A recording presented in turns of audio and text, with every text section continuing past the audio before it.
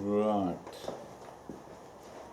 This is called Terror in the Street.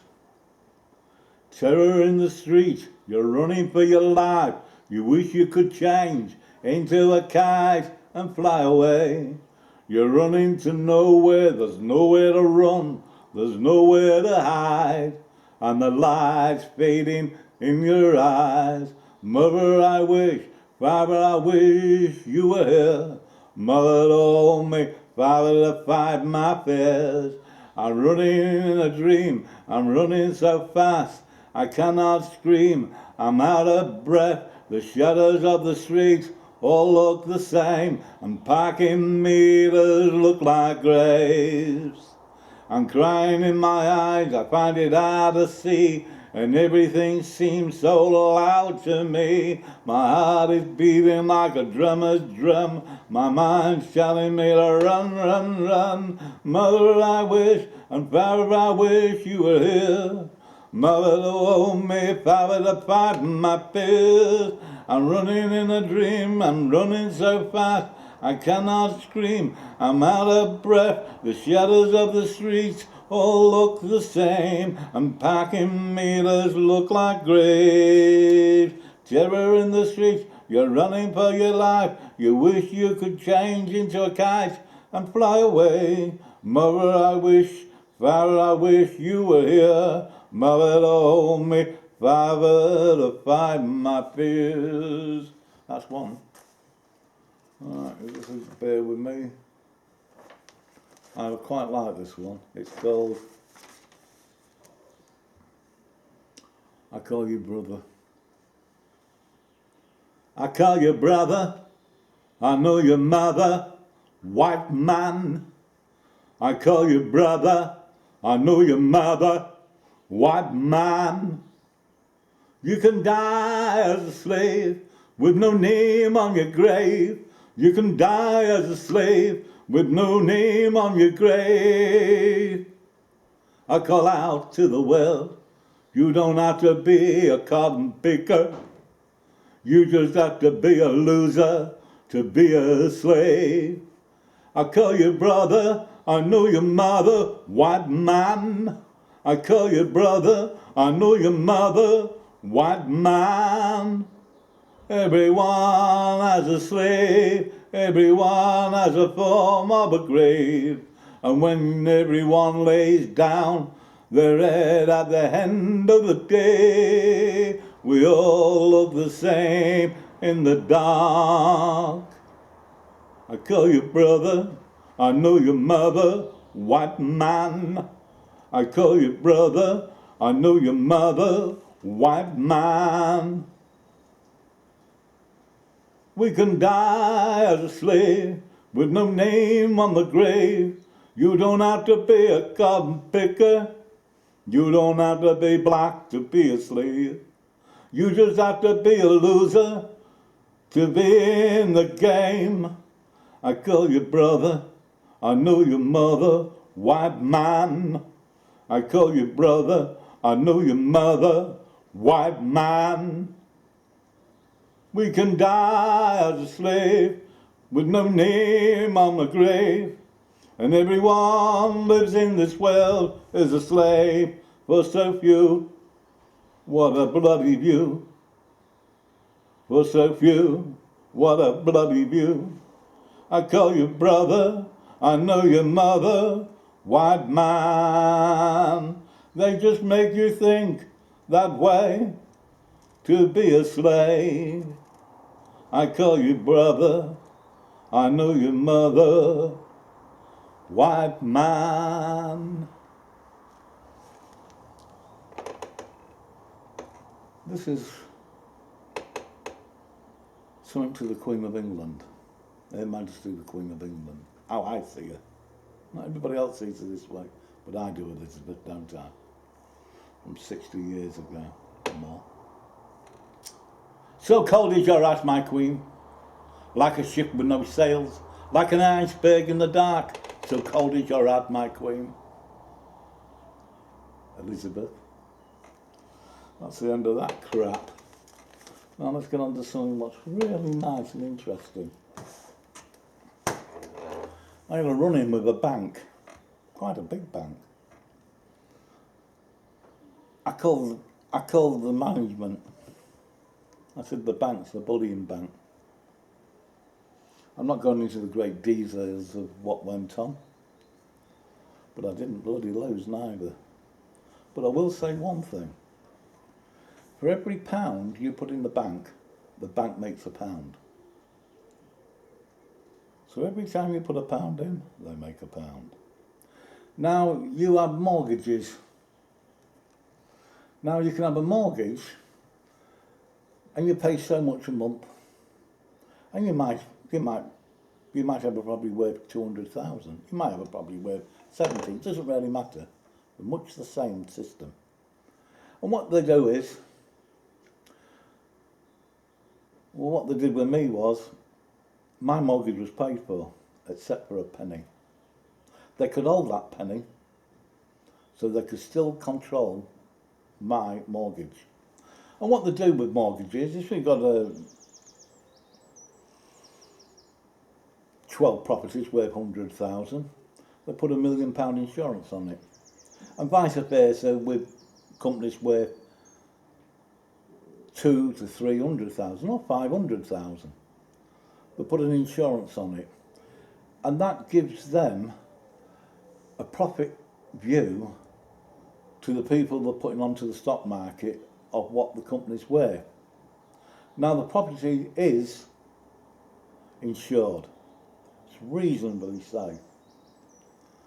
So they float it. There's no money involved, because the Bank of England owes all the money. For all countries, every country owes a hell of a lot of money. Money's never moved. It's only numbers what move. Money's never moved. What I want to know is, when some poor dick is back on his mortgage and he can't pay it, and he's kicking his eye heaven to hell to try to make things help. And this virus doesn't help anybody, and the government's not really helping anybody. And then you get behind on your ears, and then the banks, or certain banks, will say, hey, we'll take your property. But in the meantime, they've been making money off your property by changing your property into collateral, so they can float it and make money. £1 for every pound you invest, they make £1. So if you've got a property in worth 100,000, they've ultimately made £100,000. Now, I mentioned it to this bank, and they did not like it one bit, because I don't think anybody really came into this view.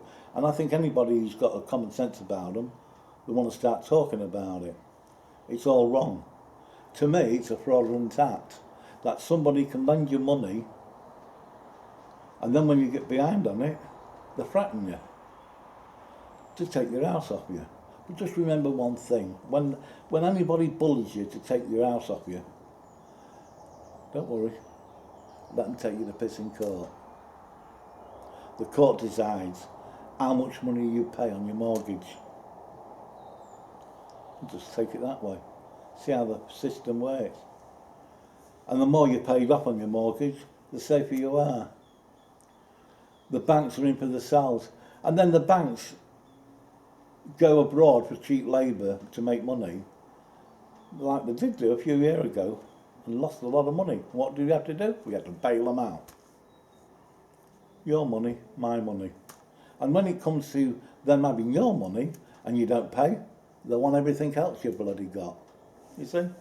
And it's like Black Monday. They never really said why Black Monday went to be, why the stock market crashed. Before I say the Wall Street crash happened. It took 40 years for the Wall Street crash to develop back to a strong body. 40 years. And then they're telling you it'll be all back to normal on Black Monday in a couple of years. It's never been right since. Now let's look for the reason why it crashed. And it was the Ayatollah. America went along and bombed one of their oil terminals. Margaret Thatcher went over to America to discuss the issue. They said, the Ayatollahs declared war on us, and they're coming to our country. So the brains of Russia and the brains of bloody England turned around and said, How are they going to do it? They haven't got the ships, they haven't got the power. Oh, they didn't do that. They just took £7 billion out of the stock market and it crashed. That's America. You know, it's the same as the epidemic we've got now. It's man-made. You know, the trouble is, people have to be truthful in what they say. Don't let these politicians that just drive you away and let you think what you want to think, what ain't right. They put it all in your head to make you feel that. They try to pressure you down. It's like hunting. I had a welfare inspector come because I'm in farming, and they come every 2 years to look at the stock. And I said to this welfare woman, I said, excuse me. She said, yeah. I said, why is it, do you know why that farmers don't complain about the foxes on the land? She said, no. I said, I've wondered that. I said, would you like to know? She said, yeah, because they're tenant farmers. And I had a run-in with a lord, and I own my land. And he did the same with me. It caused some damage. Some animals died. So I contacted him. I stopped the bloody hunt. I called him a certain names I can't go into. Anyhow, we gave him a bill and they said they'd pay it all. We gave him a bill, three weeks later, nothing. So I turned around to my wife. I said, send them a letter, registered letter, tell them that if they don't pay, we'll take them to pissing court. And we did. And they paid us the £750 damages. Then I've been bumped into a well-established businessman and mentioned it to him. You know, I turned around and said, it's the first time ever, John. It's the first time ever. You know, you can get the parish council. They don't back you. You know, I had somebody, a so-called builder, had a go at me, and he put in planning application for trees, and got it. Nobody informed me. Nobody informed me at all. So I said to the wife, this was 3 months later, we'll have to change it back. I mentioned it to somebody, we won't do it, so I did. I told them that those trees, that wood, you take 37 trees out, it'll change the wind flow of the direction of the wind coming towards my land and take my trees down, what aren't suitable to gales and sudden bluffs. So I'd like to know, who do I sue? Do I sue the planners or do I sue the person in question? His planning application was taken off him. He was as mad as his ass, but I don't give a shit about the bloke. He is an arsehole. So you can imagine, I do fight with the planning department, and they've been doing it for years, and that's something to do with my past, ain't it, Elizabeth? But neither here has said, they're not a very nice council, and power of attorney stinks. Power of attorney should never, ever be used in government control. And I said to a wealthy businessman, that I can't mention his name, very wealthy, and I told him that delegated power stinks. He said, well, he's never had any bother with them. I said, well, I can prove it doesn't work. So he said, prove it. I said, well, Adolf Hitler had delegated powers, and he took 6.5 million Jews to the concentration camp, besides 1 million Germans what went with them, the sympathisers. So, you know, and then you talk about appeals for